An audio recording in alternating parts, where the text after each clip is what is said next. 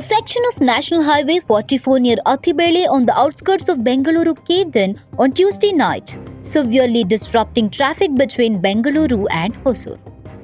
The collapse occurred at a stretch where road widening work and construction of the underpass and overpass are currently underway. The incident led to the formation of large crater, forcing authorities to restrict vehicle movement. Traffic has been moving at a snail's pace, with vehicles diverted to single lane, resulting in kilometers-long queues of trucks, buses and cars. Commuters are facing long delays and motorists have been advised to take alternative routes wherever possible.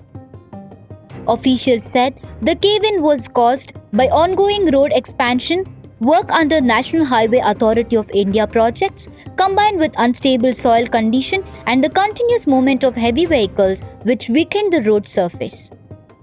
As a precaution, the affected stretch was immediately barricaded. Authorities confirmed that no injuries were reported. Teams from the National Highway Authority of India are working at the site to fill the crater and stabilize the road. A service road has been opened to ease traffic, while diversions through local roads are providing limited relief. Experts have warned that further risks could arise during the rain if repairs are not carried out properly. The situation continued to be monitored by officials.